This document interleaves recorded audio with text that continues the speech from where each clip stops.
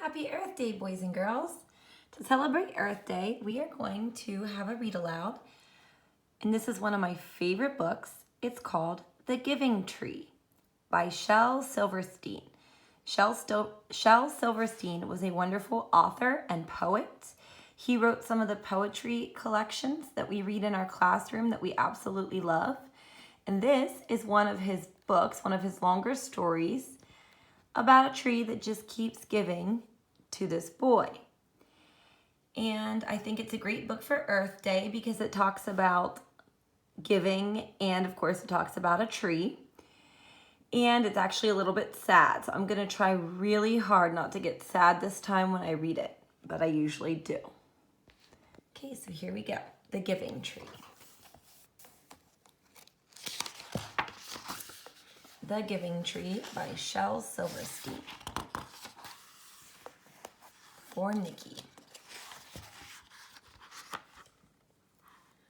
Once there was a tree. There's the tree.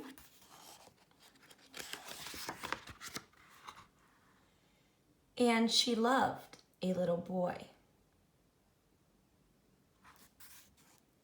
See the little boy's foot?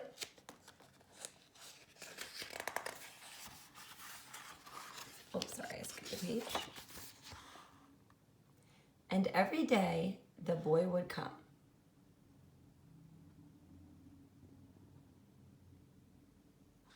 I like how in the illustration it looks like the tree's branches are actually arms and they're reaching out towards the boy. That is called personification. Can you say that word with me? Personification.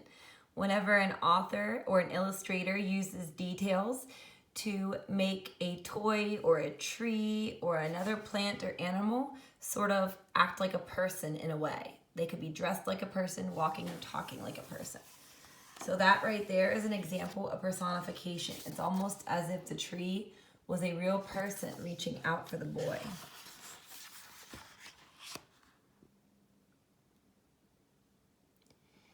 And he would gather her leaves.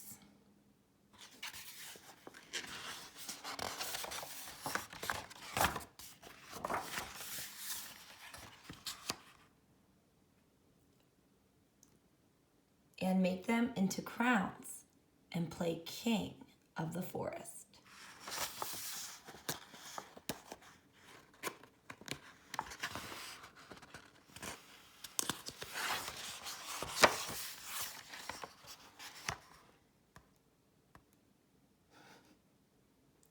He would climb up her trunk.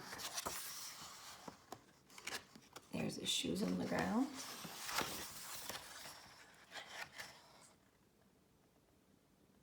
And swing from her branches.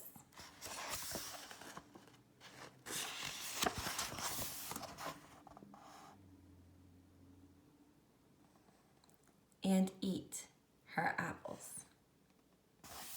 And eat apples. There, that's called the core of the apple. It's the part in the middle you don't eat. So you can tell he's eating lots.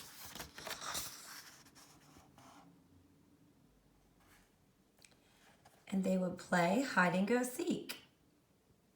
And again, the tree's using its branch to reach out, almost like there's a hand and a finger getting ready to tag the little boy. Okay, another example of personification.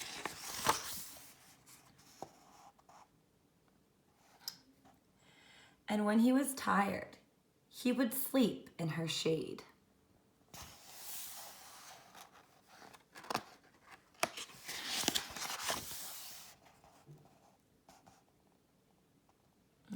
There's a little boy hugging the tree. And the boy loved the tree. Looks like the sentence is going to be continued. Very much. If you look very closely, it says me and T inside the heart. Okay, the uppercase T stands for tree. And the tree was happy.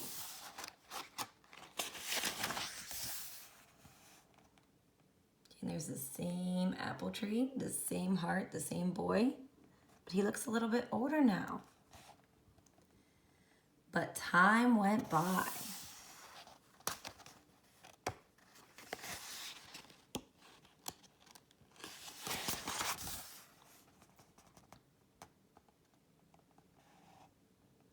And the boy grew older. If you look at the picture, you can tell the boy is sitting up against the tree right here, but there's another pair of legs. And now there's two hearts on the tree. On top of the old heart right here, where it says me and T, there's another one. It says me and YL, or M-E and Y-L. So that must be YL. Maybe that's his girlfriend.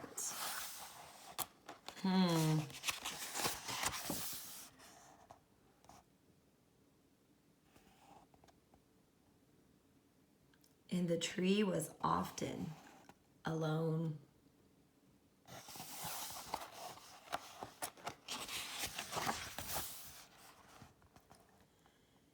Then, one day the boy came to the tree, and the tree said, "Come, boy, come and climb up my trunk and swing from my branches and eat apples and play in my shade and be happy."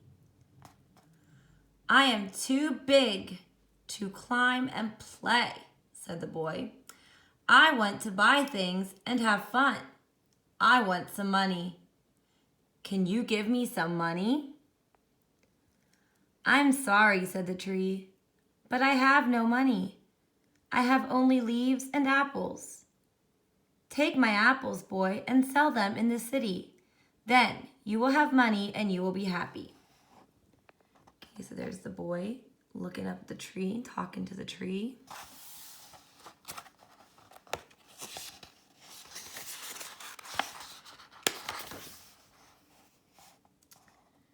There's the picture. The boy's climbing up to the top of the tree, and there's all the apples coming down. And so the boy climbed up the tree and gathered her apples and carried them away. And the tree was happy. Okay, look at that last sentence again. Let's go back and reread it and think about the meaning. And the tree was happy. Why is the tree happy? The boy's carrying all her apples away to sell them for money. Why do you think that makes the tree happy? Okay, I want you can pause the video and tell somebody who's around you or just talk to yourself out loud. Why do you think that would make the tree happy? And when you're ready, hit play. I think that maybe the tree was happy because the boy was happy. So I think that anything that makes the boy happy makes the tree happy.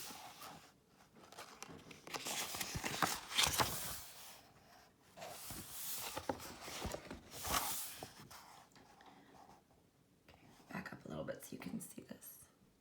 And there's the tree reaching out again with the branches. Like a person who's kind of beckoning, trying to get the boy to come. But look at the boy. He's not a boy, is he? No, he's a man. Okay, it says, but the boy stayed away for a long time, and the tree was sad. And then one day, the boy came back, and the tree shook with joy. And she said, "Come, boy, come up, climb up my trunk, and swing from my branches, and be happy." "I am too busy to climb trees," said the boy. "I want a house to keep warm," he said. "I want a wife and I want children. And so I need a house. Can you give me a house?" "I have no house," said the tree. "The forest is my house. But you may cut off my branches and build a house. Then you will be happy."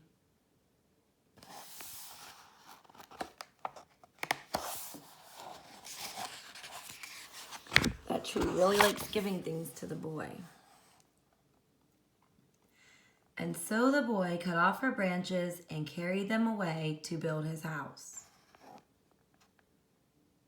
There goes the boy, or should I say the man, with all the branches. There's the tree. The tree's just a trunk now. A big tall trunk with no branches. And the tree was happy. There's that sentence again. And the tree was happy. So the tree's still happy because she's giving things to the boy. She's making the boy happy. But the boy keeps wanting more and more things. And all the tree wants is the boy to be happy. But the boy stayed away for a long time. And when he came back, the tree was so happy she could hardly speak. "Come, boy," she whispered. "Come and play." "I am too old and sad to play," said the boy. "I want a boat that will take me far away from here. Can you give me a boat?" Here's the old man in the tree. "Cut down my trunk and make a boat," said the tree. "Then you can sail away and be happy." What do you think, boys and girls? Let's make a prediction. Do you think that the man's gonna do it? Aw, he did. There's the axe, there's the pieces of wood, and that's what's left of the trunk. It's just a stump now. And so the boy cut down her trunk and made a boat and sailed away.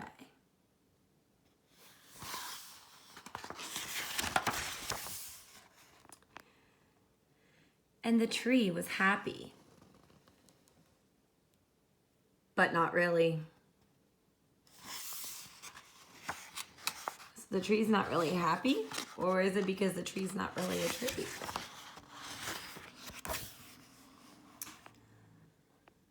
And after a long time, the boy came back again. "I am sorry, boy," said the tree, "but I have nothing left to give you." "My apples are gone. My teeth are too weak for apples," said the boy. "My branches are gone," said the tree. "You cannot swing on them." "I am too old to swing on branches," said the boy. "My trunk is gone," said the tree. "You cannot climb." "I am too tired to climb," said the boy. "I am sorry," sighed the tree. "I wish that I could give you something, but I have nothing left. I am just an old stump. I am sorry."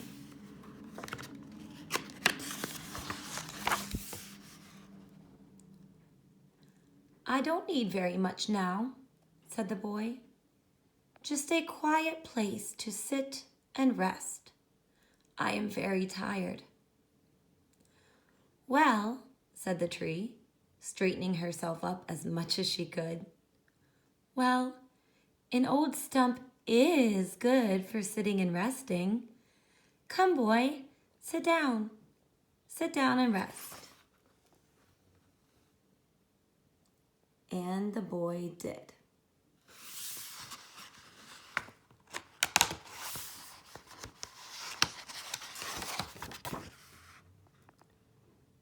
And the tree was happy. The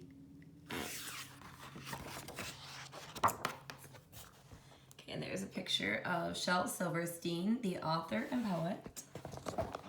Okay, and again, there's the cover of the book if you enjoyed it and that's a book that you're interested in.